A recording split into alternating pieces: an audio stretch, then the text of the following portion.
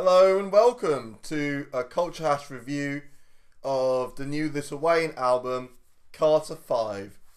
This is the fifth installment of Lil Wayne's album series, The Carter. This is Lil Wayne's first studio album since the 2015 Free Weezy project. And for those who don't know, Lil Wayne has been dealing with a difficult situation with his label. And long story short, he's now free of the label, which he felt like was ripping him off. Cash Money were ripping him off. But now Lil Wayne has severed ties with the label and has released the Carter V. The Carter V has been in development hell since 2012 at least. So it's quite good to hear one of the most anticipated rap albums outside of Dr. Dre's Detox. A lot has changed for Lil Wayne in the past 6 years. Most notably, he's become a full-on drug addict. Anyone who listened to last year's mixtape, Dedication 6 Reloaded, would have heard a load of auto-tuned nonsense from Lil Wayne. At this point in his life, he's just... I can't remember the last time I saw him without a cup of codeine in his hand.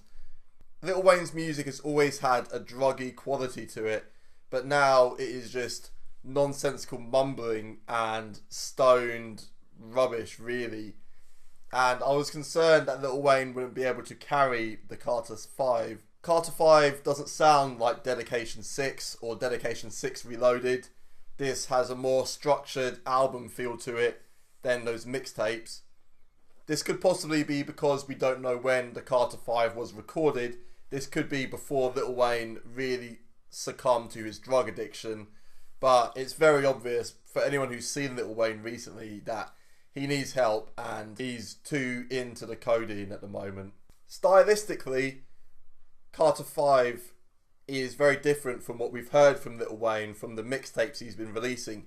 He's still prolific with the mixtapes, so it doesn't feel like he's been away despite the 3-year gap between his last album and now. One criticism of Lil Wayne is that he can't really carry a whole album on his own, and we haven't really heard a great front to back album from Lil Wayne. Even his mixtapes have got quite a bit of filler, but his mixtapes have always been consistently better than his albums.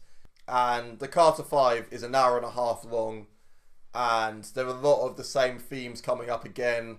There's about 5 love songs here, there's a few street songs, and Lil Wayne really struggles to maintain consistency on this album. And the Carter V is very bloated and could have been much shorter. Positively, I really like how the album begins with I Love You Dwayne. This intro is recorded by Lil Wayne's mum, and it's really quite emotional actually. She talks about how much she loves him and she starts crying, and it just makes me feel a bit emotional, you know, like hearing his mum talk about him like this is really quite nice to hear and makes me feel a bit refreshed, because Lil Wayne doesn't really talk about himself too much in his music, so it's quite interesting to hear his mother on here.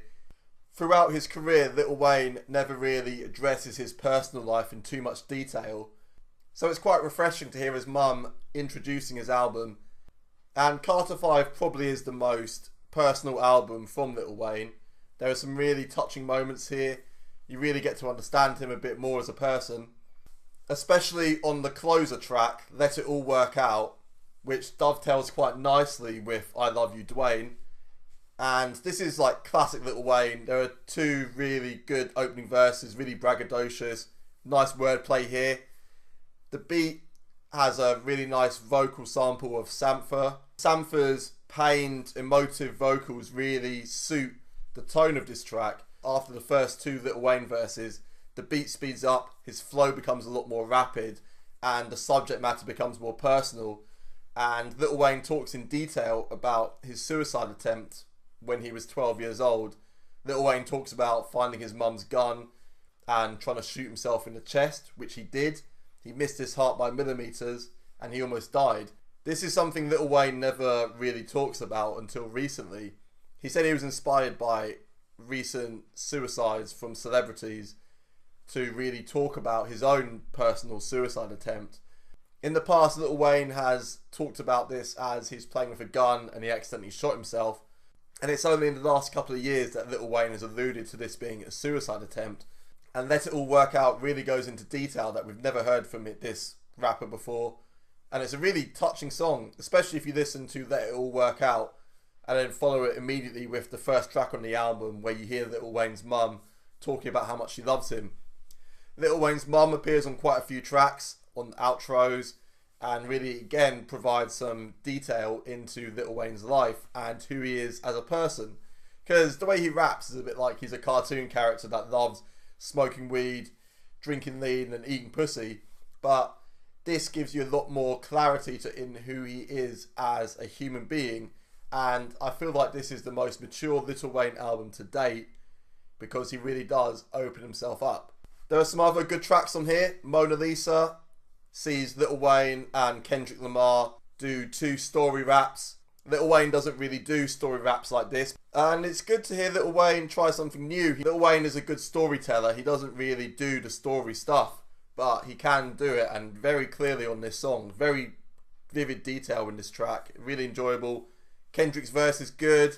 I don't really like what he's doing with his voice towards the end of it. It's a bit jarring, but I sort of get what's going on here. It's going in with the story. And I really like Hitters as well. Hitters is just, it's like mixtape Lil Wayne here. It's just like straight bars from Wayne over like a really powerful instrumental. But these are the brighter spots on the album. A lot of it is filler. A lot of it feels underbaked. There's a lot of ideas that aren't properly executed on the Carter V. I didn't have high expectations for it. This is pretty much exactly what I was expecting. About 4 or 5 songs that are really good and several others that are just a bit lackluster. I mean, it's 23 tracks long, an hour and a half. The Carter V is far too long, really. It's difficult to carry a rap album for an hour and a half. Drake's Scorpion probably was the best we've heard this year of a really long rap album. And that's because Drake will sing quite a few songs and add some variety. Lil Wayne will sing a few songs, but he's not Drake. Drake will make proper R&B tracks to break up the rap songs. If you want to listen to 23 straight rap songs with Lil Wayne, sometimes having some good bars, a lot of time just being quite mediocre, then the Carter V you'll enjoy, but I think there's a lot that could have been done to improve this album, and it's way too long to really be great. So for me, I'll give the Carter V 5 out of 10. How apt.